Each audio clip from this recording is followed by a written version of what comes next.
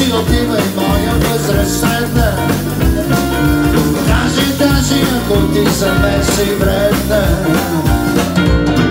И среща правилника не може, що влезе аз да свършите.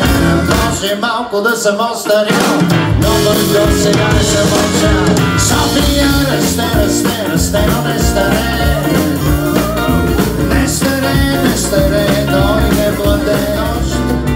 С тежък труд изкърваше по някой грош. Веднъж рече младежа Чико, че зле живее в Пуерто Рико. И от печалби съблазнен замина за Америка в прекрасен ден. Америка, Америка, замина Чико с надеждата, че той да работи умей и че ще стане за надеждата.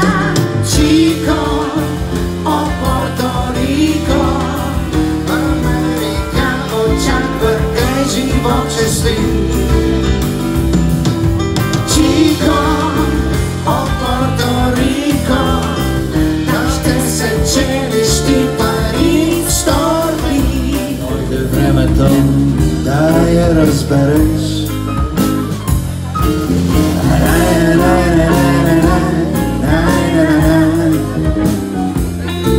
Ще дойде времето да я разбереш.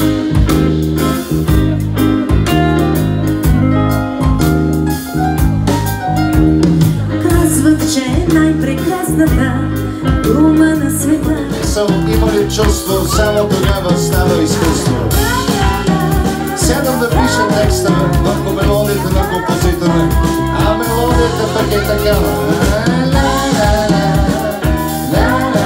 След като мелодията е такава, ето какво се получава. Ако може съвсем интелигентно там настанете.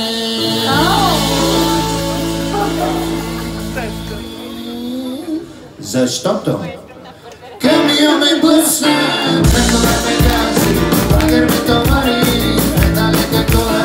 Камион ме блъсна, трактора ме гази, багер ме товари, една лека кола. Карай шофьоре, карай по-нагоре, че там ме баира, че стане. Да ги настигне американците, о, майче, ще вали.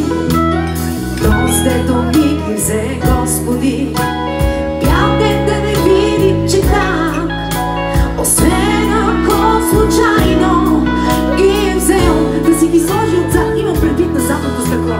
Той няма го даже в Албания, нито Зимбабве, ни в други страни. Питаш ми ти,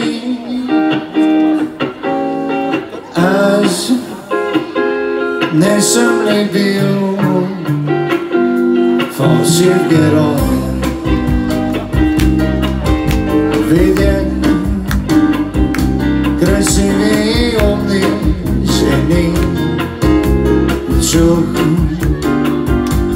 толкова много лъжи. Сетя какво става, какъв фалшив герой.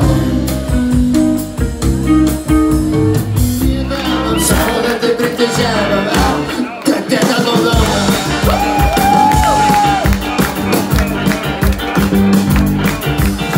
Ще ти купим лека кола, ще ти купим лека кола, ще ти купим лека кола, спирай да ни одиш гола, как те да додома.